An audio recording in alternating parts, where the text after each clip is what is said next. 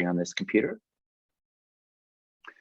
Welcome, UROCK peeps, if you're watching live. Welcome if you're watching the recorded video.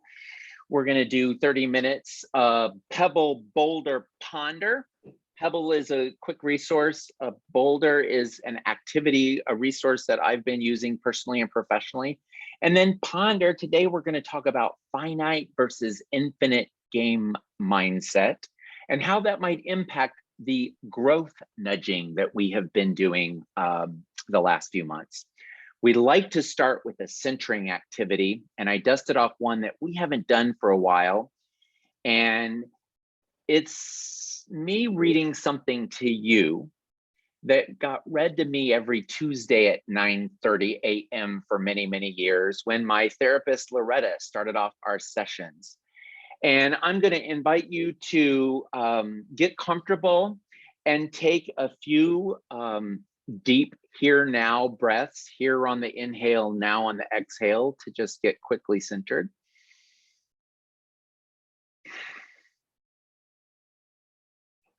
And if it feels right, you may find it useful to close your eyes for the next 30 to 40 seconds as I read Just for Now by Dana Falls. Just for now, and without asking how, let yourself sink into stillness. Just for now, lay down the weight you so patiently bear upon your shoulders. Feel the earth receive you and the infinite expanse of sky grow even wider as your awareness reaches up to meet it. Just for now, allow a wave of breath to enliven your experience. Breathe out whatever blocks you from the truth. Just for now, be boundless, free, awakened energy tingling in your hands and feet. Drink in the possibility of being who and what you really are. So fully alive that when you open your eyes, the world looks different, newly born, and vibrant. Just for now.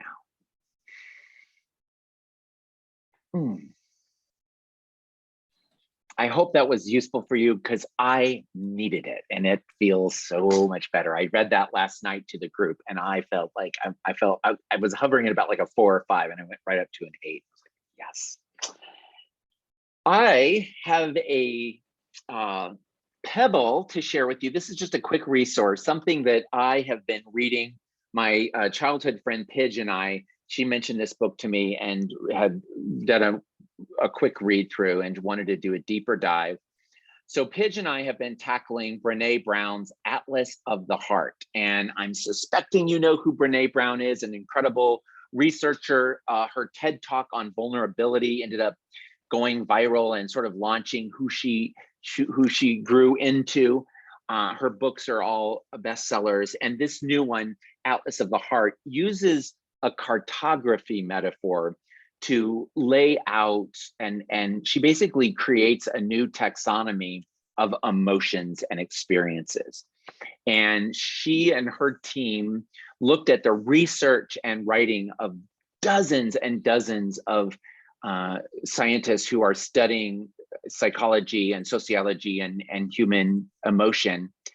And they've chosen 72 feelings and experiences to include. And how they broke it down is like nothing that's come before. There's 13 chapters, and each chapter is a cluster of emotions. And and the first 3 words of each chapter are places we go. So in carrying this theme through of cartography, chapter 1, places we go when things are uncertain or too much, and they explore stress and overwhelm and anxiety and worry and avoidance, excitement, dread, fear, vulnerability. And I am telling you that for me, this book is so remarkable that there's a good chance in a couple months this is going to reappear in our monthly call as the Ponder, and I'm going to do a deep dive with it because it's really, the more I read, the more notes I've taken. I wanted to quickly share 3 things with you that stood out. If you're somebody who likes Brené Brown, or you're thinking, I'm a little curious about this. It's a $26 book that feels very luxe. Pidge said, don't get this on electronic, buy the book. The pages are thick, I'm writing all over it, and it feels fabulous to read. I wrote down 3 things. One, chapter 2 is called Places We Go When We Compare. So it includes things like comparison, admiration, reverence, envy, jealousy. But what surprised me in this chapter is that resentment found its place in chapter 2, Places We Go When We Compare, and not over in chapter 12, Places We Go When We Feel Wronged. So it didn't sit next to anger. It sat next to envy. And some of the research that she did in interviewing people who specialize in research around resentment said it has much more to do with us having unmet needs than it does with and being envious of either somebody else who we perceive as having those needs met, or resentment towards someone that we think should be giving us something that they're not.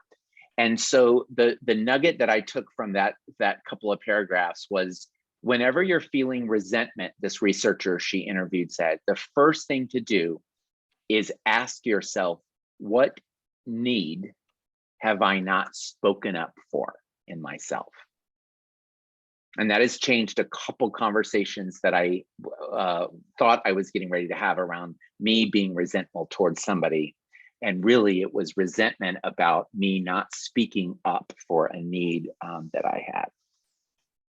And then, and awe versus wonder. This was in the chapter 4, Places We Go When It's Beyond Us. And she made a really interesting distinction between awe, which makes you stand back and stare, wow, and wonder, which makes you lean in and get curious and want to learn more.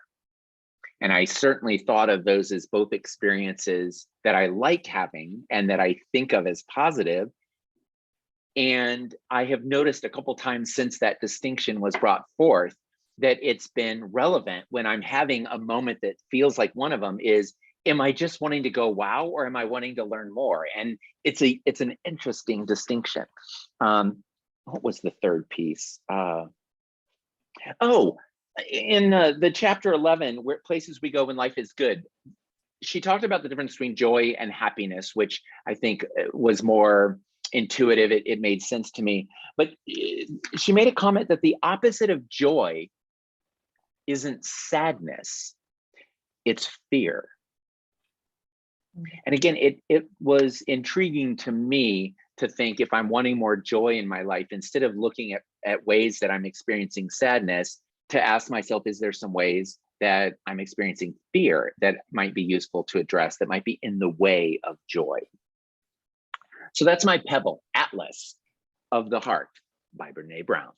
Brené with the boulder is an activity that I picked up from a UROCK Peep who brought me in to Procter & Gamble last week for my first in-person gig in a really, really long time. And my first in-person gig where we got to take off our masks since February of 2020. We were fully prepared to go to remote, and then we were fully prepared to be masked as what we were expecting. And then just before the event, word came down, P&G was opening up and making masks optional. So most of us had our masks off. It was incredible.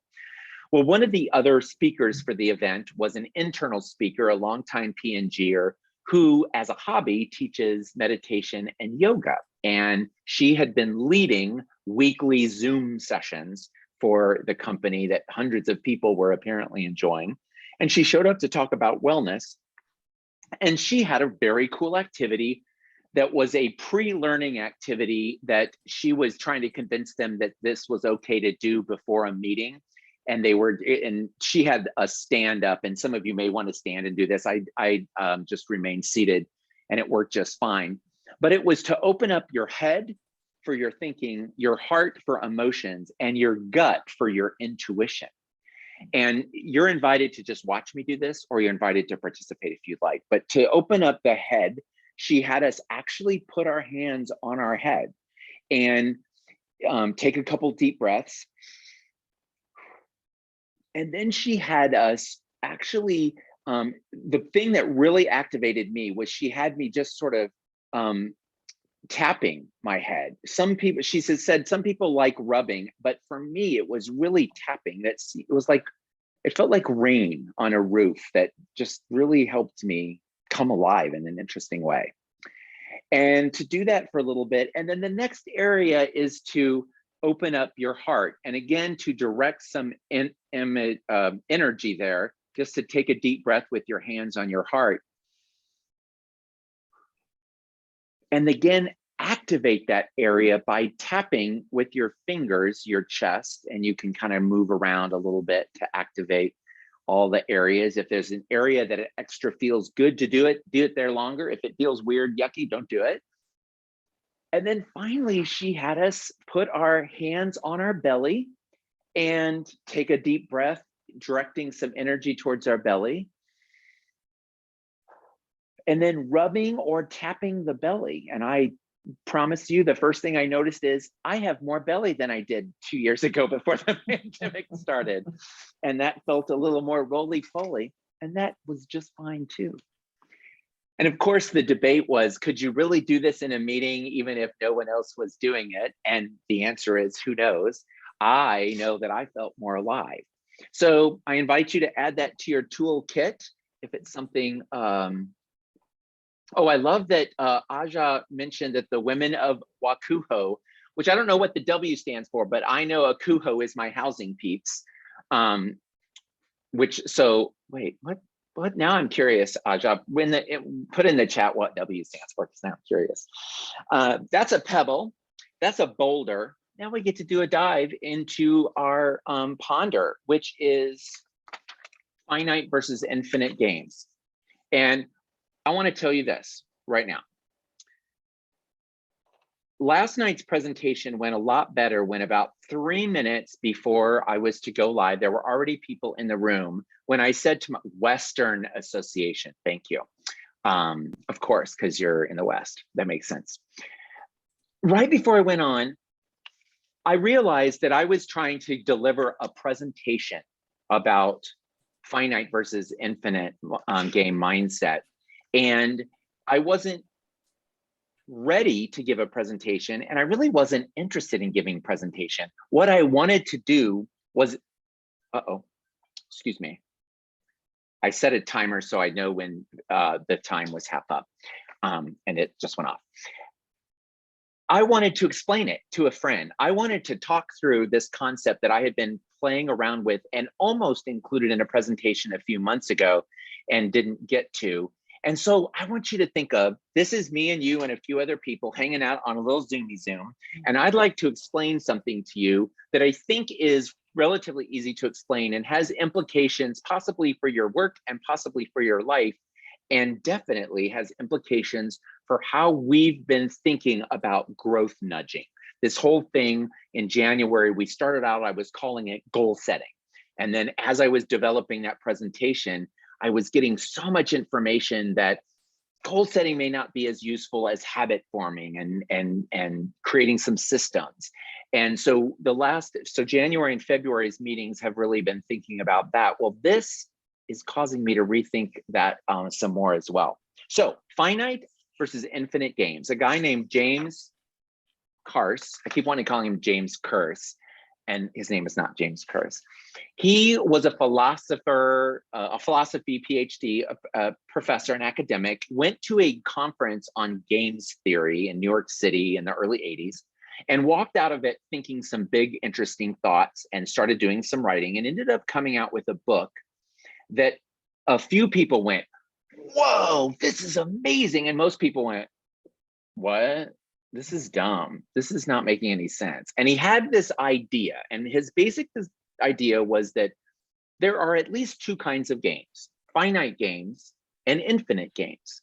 And he defined finite games as games that have a a very clear beginning and end, a goal of either winning or at least advancing in rank, and externally defined rules. And the types of games that he's describing are most of the typical games we think of. A game of checkers, a game of football are good examples of finite games. He said infinite games, and technically, I will say, he said there is only one infinite game, and that is the game of life. I think it's much more useful to think of an infinite game mindset. And there are infinite games, there are games that are more like infinite games in that they don't have a hard start and stop. There's not necessarily a winner. And if you think of online games like the simulation games, The Sims or Farmville, and these games where people come in and the goal isn't to kill someone or to win a crown, it's to keep on going. So instead of having a goal of winning or advancing in rank, the purpose is actually to keep on playing at an ongoing basis. And other distinctions, the rules, instead of being externally defined, a bunch of people can be playing the same internal game and might be having different objectives and different goals, and it's not necessarily everyone's playing the same rules. Their goal with a finite game, you're trying to strategize to figure out how to win. In an infinite game, you're trying to strategize how to keep on playing the game. And where I find this useful is to think of it as a metaphor in other areas of your life that isn't what we would normally think of as games. Applying for a job, trying to get a job, is a finite game. You have a very specific objective, and you are going to send out a bunch of resumes. If there's a company you want to work for, you go interview with them. They're going to ask you questions. If you answer the right questions, you get a job. And then you want to try to negotiate the highest salary to do the least amount of work. And then it's what you call winning until it's time for a raise. Managing your career, I think, is more of an infinite game. It's more of an ongoing thing where you might, if you were in an infinite game mindset of your career, whether you take a certain job or whether you might take, example, a job at a certain salary might be different if you were thinking of this larger infinite game mindset than if you were taking this specific. The same is true if you're trying to hire somebody. If your job is to fill a position and you've got a very finite game focused, you're going to apply, you're going to try to find somebody who'll do the best amount of work for the least amount of money. But if your infinite game mindset is more like managing the organization or leading a team, it might change how you do the negotiation or how you have the conversation or even who you're looking for, because it might, if you're thinking large, you might be thinking more about who else is on the team. What do we need that's complementing to that? When I thought of education, I thought of taking a class as a finite game and trying to, their semester is a finite length. You've got certain things you have to do to get a certain grade. Your job is to try to do the least amount of work and get the highest grade. And that's pretty finite. Your education is possibly best thought of as more of an infinite game, right? Even a degree, like getting a college degree or a high school diploma is, I think, a little bit broader than just a really strict finite thing. It involves thinking a little bit larger, and how you think about that might evolve a little bit differently. The same is true of teaching or working in higher education. You can see the finite goal is to teach this class, give these grades, set these expectations, create this specific syllabus. But your job as an educator can be certainly thought of in a larger, more infinite game mindset. And that, again, some of the decisions that you might make in your specific role.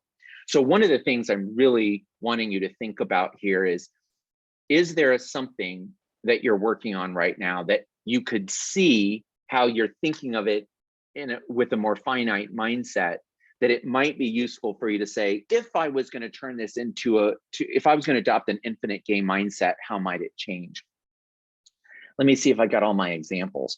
Well, I was my intention when I was going to be going to Green Bay to fire up the faculty and staff at Northeast Wisconsin Technical College was to use the example of a football game or a football season as being a finite game, but really thinking of being a Packer fan, for example, as much more of an infinite game mindset. And for my friends on the call who live in Wisconsin, they know this so well. When I moved there, it was a very different, football plays a very different role in the culture than in other places I've lived. And, you know, certainly this year, in Cincinnati, the Bengals making it to the Super Bowl really brought out lots of Bengals fans and lots of, you know, I was seeing orange everywhere and there was a lot of passion and excitement about it. Packers are like that when we go to the Super Bowl and when we stink and we lose lots and lots and lots of games. There is a consistency there. And there is a way, I think, of the way the franchise thinks of its job, I think is much more of an infinite ongoing mindset in lots of ways. Oh, and let me just add one more really relevant example to us right now. I think elections are a finite game. And there is a very specific window, there's a very specific task, and winning and losing is defined very specifically, and hopefully we all agree on the rules, unless, well, let's not go there. Governing, and I would argue politics in general, I think is best thought of as an infinite game, or thinking of it with an infinite game mindset. And that might include thinking about a specific election maybe in a different way because of the context of what's going on. And when we have politicians who have a mindset that our sole job is to make this a one-term president, or everything we have to do as far as creating the district is based on how do we make it so my team can win and the other team can't win, that what gets lost is what about what's right for this country or this region at this time. And the fact that not everyone playing the game is on my team, how do we, when a Ukraine situation comes along, if we've been playing a finite game, there's really no room for us to sit down and work together because that's the opposing team. And I'll tell you something that just really blew my mind this morning when I read the news. I had heard, as I've heard pretty much every time the clocks change, I've heard rumbling about, should we make daylight savings, it's not plural, daylight saving time, I always try to get that right, permanent, or should we eliminate it and have constant standard time?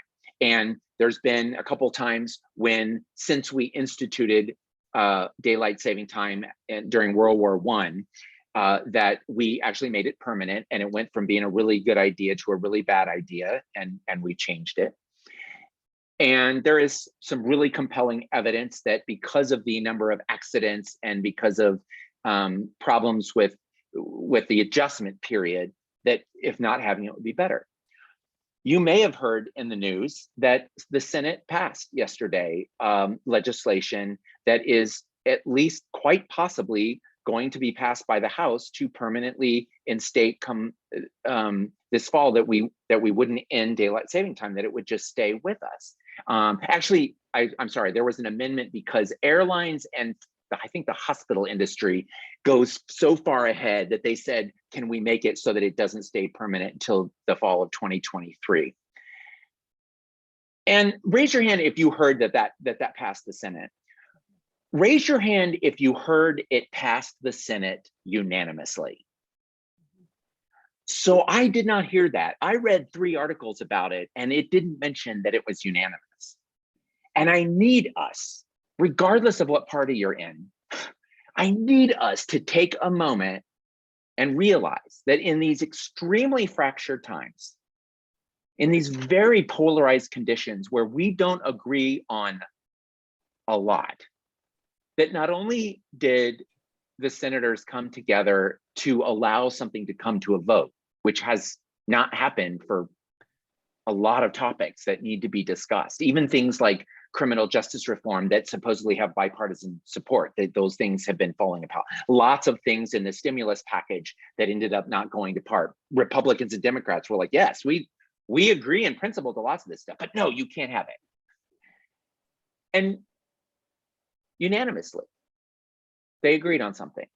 Now, again, I don't know if it's the right thing or not. It might be a mistake or not. I am just so freaking excited that we all agreed on something that I say, let's go find out together. Let's put this into play and let's see what happens for a couple of years. And then it won't necessarily have been a mistake. If we turns out it's not good, well, good. That'll take care of for a couple of decades. We won't be grumbling about this every spring and fall. We can go back and grumble about something else. The reason I wanted to bring this up with you is because I do think it's relevant in lots of different areas. And I'd like to start incorporating it in some of my presentations to think about finite and infinite mindsets a little bit more. But I'll tell you that specifically around growth nudging, and one of the topics that we were theoretically we're going to be diving into were some of the prompts that I gave us to explore this month. And some of you filled out the little survey. The questions that evolved around, I've got them printed up here. How are things going well for you right now? What are some small-ish actions that usually make you feel better?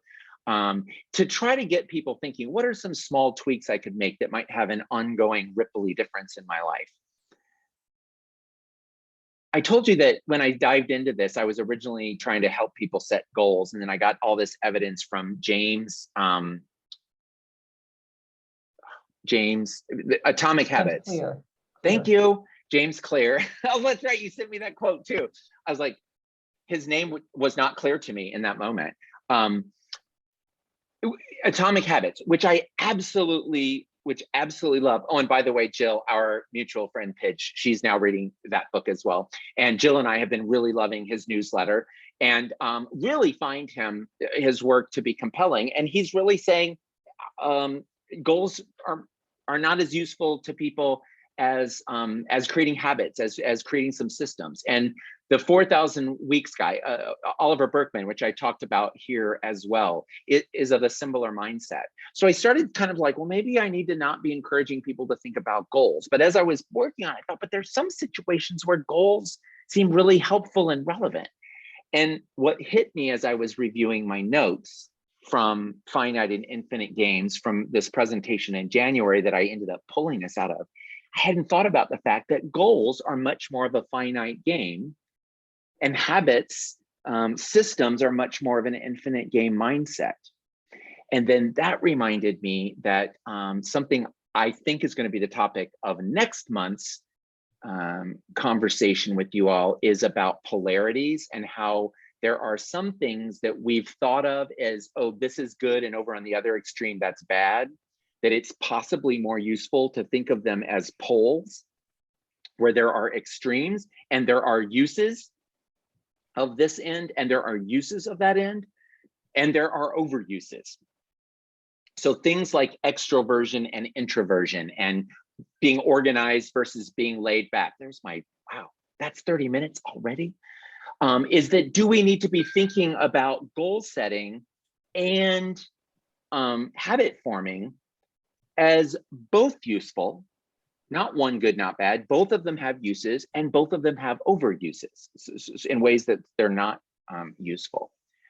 And so I want you to know that I'm continuing to be very curious about how we nudge each other as we're wanting to grow. Oh my goodness. And I didn't even think of this till just this very moment.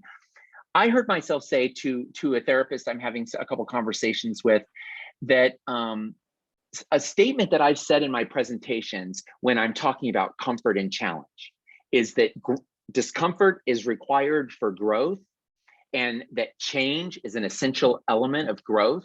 And I commonly say in my workshops on dealing with change and challenge, if you're not changing, you're not growing. And if you're not growing, you're dying. And I think it's dramatic, and you know, my people love the dramatic flair. But Irene said to me on this call last week, she goes, wait a second. And she called bullshit on me, basically. And I'm like, excuse me, what now? She goes, wait a second. What about stasis?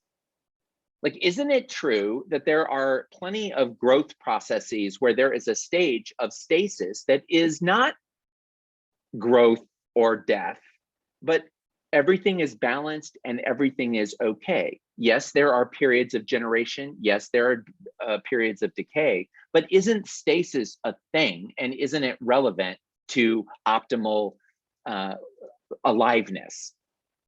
And I was like, screw you, lady. You've got a good point. And I wrote down stasis. And I didn't think of this till just now as I was starting to put some closure on this, that's something else that when I said growing or not growing, I really wanted to give people permission to participate in these monthly calls if they were interested in some growth nudges, but also if they weren't, if they were just wanting to just keep on or in survival mode rather than reviving or thriving. And I think that's going to be worth thinking about too. I want to honor the fact that 30 minutes is up, and I want to keep this video that I'm going to put on YouTube and audio that I'm going to put in our podcast feed that will end here. So I'm going to say thank you for joining us. And if you're listening to this on the podcast and would like to be on joining us for these, become a UROCK Peep, Google that, and we can tell you all about the fabulous Patreon stuff. And I'm now going to end this recording by not ending this call like I